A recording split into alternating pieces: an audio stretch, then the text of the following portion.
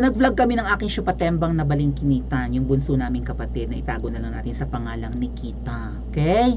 Si Nikita at saka itong si Pokla, tinakpan ko na lang ang mukha ni Pokla para hindi niya kaawayan, no? Tsaka para hindi siya makilala ng kanyang 2 million followers. Magkasama ang aking syupatembang at saka ito sa iisang grupo. Kaya lang po, ang aking syupatembang katulad ko, umayaw na rin kay Kuting. Nahahalata rin ni actually mas una niyang nahalata. Mas marami nagpaparating sa aking syupatembang na si Nikita. Tingnan niyo na lang sa comment section kung sino si Nikita. Itatype naman ng mga mawin yan. Maraming nagpaparating kay Nikita na, like mga puting ahas, puting langgam, puting lamok, mga ganon, no? Mga mabubuting nilalang na nagpaparating ng mga kalokohan ngayon. Ngayon, may isang puting langgam na nagsabi na itong si Pokla ay nalin lang ng mag-asawa. Yung mag-asawang pusa at saka anaconda.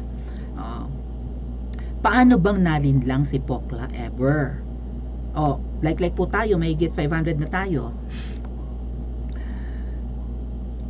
Kung naaalala nyo, at saka familiar kayo dito, lalo na kung matagal na kayong mawin yan or nakasubaybay kayong pareho sa amin ng aking syupatembang, di ba? Kasi may channel din yung aking syupatembang. Itong si Pokla is supposed to be appointed as presidential advisor. Tama ba, Pokla? Huwag mo sabihing fake news ako. Di ba? Minura-mura mo nga si Sas eh. 'Di ba? Na basta minura-mura mo si Sas. Tsaka pinagmamalaki mo sa kanya na parang bumili ka ng araw pala ng barong. Akala'y mag-oath taking na si Pokla ever. Akala'y manunumpa na bumili na daw to ng barong. I think si Miss Pebbles yata yung may sabi noon. Baka manumpa na 'di ba? Yung gano'n, may oath taking kuning-kuning para official na appointed. Talagang magiging presidential advisor siya. Yung leveling ni Enrile, di ba si Enrile is presidential advisor ng kung sino man, right? Ano nangyari? Hindi siya naging presidential advisor. Ang sabi na niya kay Sas, di ba? May post na nga nung mga nakaraang linggo si Sas na screenshot pa nga ng convo nila. Parang na lang, formality na lang or something, ganyan, no? Yun talaga yung posisyon na ilalagay siya. Hindi siya pwedeng ilagay as cabinet secretary or sa ibang departamento, kundi siya ay ilalagay sa bahay ng Kuting. Sa mismong bahay ng Kuting dyan sa tabi ng Pasig. Nakaka-follow ba ang lahat? Yung mga ganyan nating mga code name. Bahay sa Ilog Pasig. Yung Kuting, kilala naman ng lahat, di ba? Yung Pokla, si Poklang Makintab, Poklang Oily, nakaka-follow ba ang lahat? Yun talaga yun. Yun yung hinahangad niya eh. Gusto niyang pumosisyon sa gobyerno. Pero hindi siya pwedeng i-appoint sa kung saan-saang departamento. Doon talaga siya ilalagay sa bahay sa Ilog Pasig. Kasi magiging advisor nga siya. Kaya lang, paano naman siyang makakapagbigay ng advice sa Kuting? Ano ang alam niya? Right? Okay, magaling siya, streetwise. Pwede rin sabihin, siya, academic-wise, whatever. Magaling ba siya sa academics? Hindi nga niya matapos-tapos. Sana matapos niya ngayon ang kanyang kinukuhang program, di ba? Sa malayong lugar. So, hindi natuloy ang appointment ni Poklang Oily. Ay, wala siya sa bahay na malaki dyan sa Ilog Pasig. Hindi niya kapiling ang Kuting ngayon, di ba? Hindi siya tagapayo ng Kuting, si Enrile. Ninong pa nga ang tawag kay Enrile, di ba? Hindi niya naging ka-leveling si Enrile. Bakit? Kasing taas ba ng aral ni Enrile ang aral niya? Hindi siya makatapos-tapos eh. And yun nga po sasabi ko sa inyo, tuwing tinatanong siya ng kanyang followers, 'di ba? Kapag binigyan ka ng posisyon, anong gusto mo, ganon. May mga kakornihan siyang sinasagot. Right? Meron siyang posisyon na sinasabi sa kanyang live na parang patawa lang. Nagpapatawa nga siya, wala naman siyang funny bone. Parang Department of Love Life thingy. May mga ganun siyang mga sagot. Doon ako i-appoint sa Department of Love Life. Pokla, wag mong linlangin ang lahat. Tuwan-tuwa ka, nalilinlang mo ang 2 million followers mo. Oh, awa ko sa mga followers mo, yung iba dun mga OFW, yung iba dun matataas naman ang pinag-aralan, pero hindi sila, ewan ko kung paano mo nalilinlang, hindi ka naman tapos ng kolehiyo, naunahan pa nga kita, pokla. Una pa ako nagkaroon ng college diploma sa iyo. And after mong kumuha after mong matapos yung iyong bachelor's degree, kailangan mo pang mag-take ng civil service examinations para mag-qualify ka, 'di ba? Na makatanggap ng posisyon sa gobyerno, requirement 'yan eh. Hindi ka lang dapat may diploma in college, dapat pasado ka sa civil service exams. Ngayon, sa aming mga teachers, nababanggit ko na ito nung mga nakaraan, hindi namin kailangan mag-take ng civil service. All we have to do is to pass the licensure exams. Same with the lawyer siguro, no? Mag-take lang ng bar, ganun. Or kung ano mga 4 na taong kurso, mag-take kayo ng board exams. Pag pasado kayo, hindi yun na kailangan kumuha ng civil service. Okay? O kasi mas mataas na leveling yun eh. Hindi naman siya wala naman siyang civil service eligibility, wala pa siyang diploma in college. Nakapag-UP ito, tumungtong lang, tapos na. Di mo pa tinapos, pokla. Ningas kugon. Ngayon, nag-aaral ka sa malayo at di kalibreng universidad, for sure, pagbalik mo pagka-graduate mo, baka mabigyan ka ng posisyon. Ngayon, totoo, can you confirm, pokla, na ang sabi sa amin ng puting langgam ay, yung iyong pag-aaral ngayon sa malayo, sa isang kilalang universidad sa malayong lugar, ay preparation mo para sa pag-upo ng Agila ng Davao, the Green Eagle of Davao? Ay bakit? Ay bakit? Ang pag-aaral daw ni Pokla sa malayong lugar ay paghahanda para sa pag-upo ni Berde ng Agilang Berde ng Davao. 'Di ba? Ano bang pwedeng i-code name natin sa kanya? Basta sa pag-upo ni VP Sara. So ibig sabihin, kung matatapos ng Pangulo ngayon ang kanyang term, no, hanggang 2028 yan eh. At sa tingin natin, pagdating ng 2028, talagang si VP Sara ang pwedeng manalo. Wag lang ma-magic ng smart magic, 'di ba? So, kung i-compete kasi si VP Sara kay Tamba, wala talaga si Tamba, blagadag. Wala. Tingnan nyo. Gusto nyo pakita ko sa inyo ang Facebook page ni Tamba, ha? Tingnan nyo ang reaksyon ng mga tao. Hold on. Sino ba si Tamba?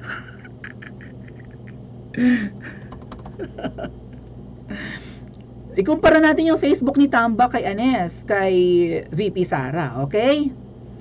So, ang pag-aaral doon, can you confirm, Pokla, na ang pag-aaral mo sa malayong lugar ay para sa preparasyon mo sa pag-upo ni VP Sara? Kasi you're hoping na ma-appoint ni VP Sara.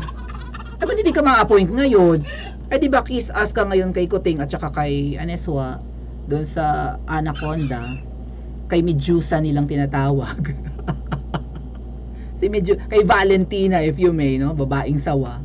Ba't hindi ka mabigyan ng pwesto, Pokla? Ay, mukhang nalinlang ka nga. Mamaya ko i-elaborate yung panlilinlang. But, again po, sa labanan po ng pwedeng maging presidentiables in 2028, ito yung Facebook page ni Speaker Martin. Nga po pala ha, sabi ni Miss Malutikia, wala pang nananalong speaker na presidente. Wala pang speaker na nanalong presidente, sabi ni Miss Malutikia.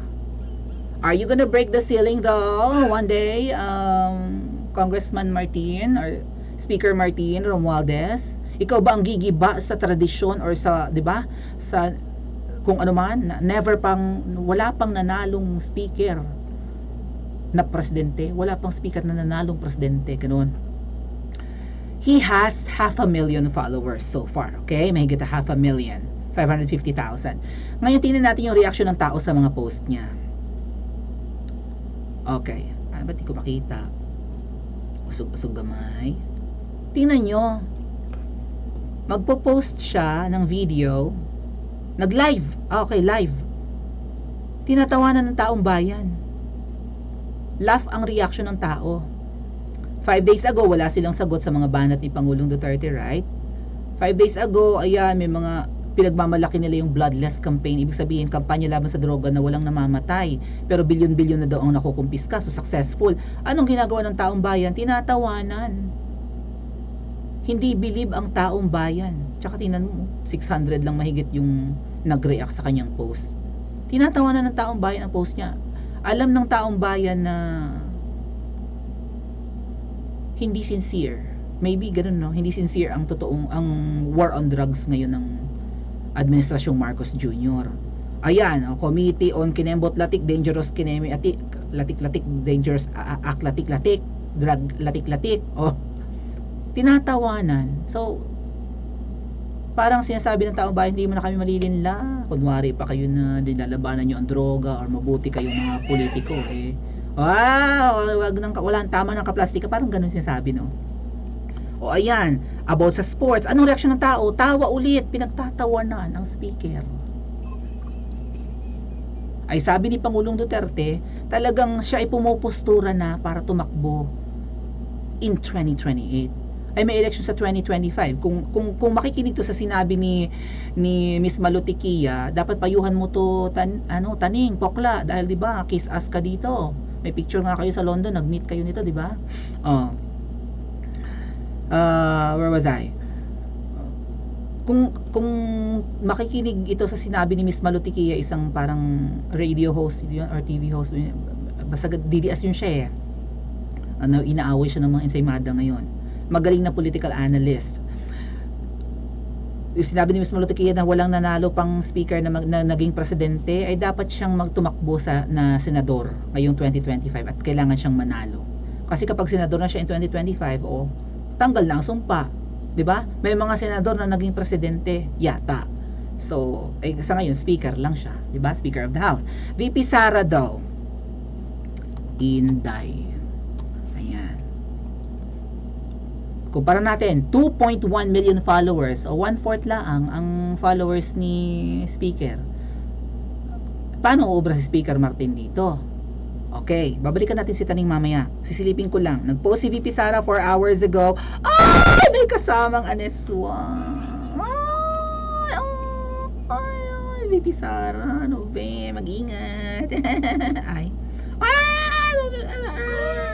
Pero kahit kasama niya yung kaaway ni Doc Rowena Burden, ang reaksyon ng taong bayan, like at puso at libo. Pusuan ko to.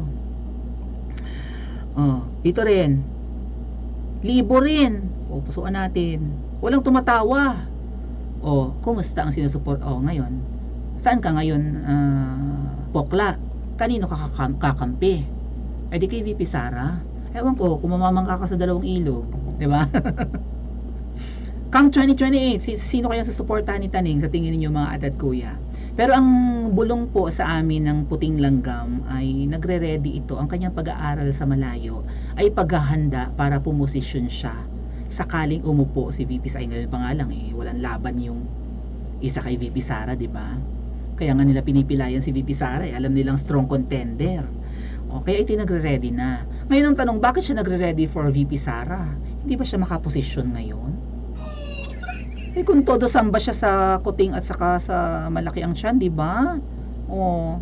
Mahal ko ang babaeng ito, may pagpo-post pa siya, may pagyapos-yapos pa siya. Ngayon, bakit hindi nabigyan ng pwesto ito? Yun ang tanong, di ba? Kasi binidabida na niya kay Sas. Si Sas nagpakita ng screenshot. Binidabida na niya na na lang, di ba? Taking na lang ang inaantay or something, no? Formality tingi-tingi, kung ano may inaantay, pero sure na siyang magiging advisor ng kuting. Bakit hindi natuloy? Ang sabi po ng Puting Langgam sa amin ng aking tsupatembang ay hindi sa wala siyang diploma. Yun yung dahilan kung bakit hindi siya mabigyan ng posisyon sa mga departments, no? Undersecretary, assistant secretary, kasi hindi siya pwedeng secretary na kagad halimbawa ng secretary ng DILG. No. Ang leveling ba nito pang sekretarya na ng Pangulo? Hindi. Ang leveling nito mga undersecretary lang, assistant secretary, mga ganun. Yung tipong yung mga subordinates lang ng kalihim, di ba? So, ba't hindi siya nabigyan ng posisyon? Ay naibida na niya kay Sas.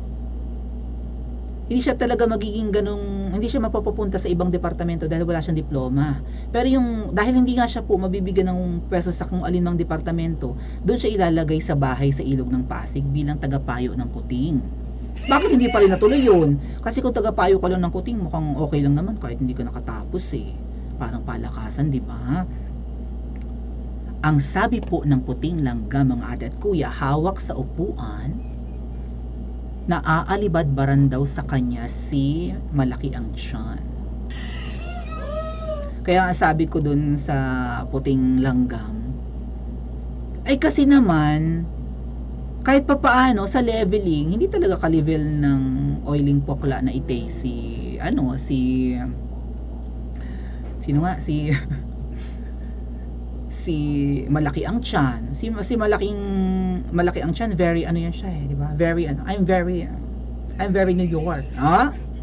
Ay ito, very Bulacan. Very Bulacan. Taga Bulacan baga? Hindi ko alam. Malay ko bago. Bakit? May swimming pool sa Bulacan. Malay ko sa inyo. Oh, so tapos ito kasi talagang hilig niyang yumapos, di ba? Yumakap, ganyan. Eh, ayun. Naalibadbaran. Ay, alam niyo naman, maarte yung malaki ang tiyan. Maarte si Medusa. Tapos to, dikit-dikit.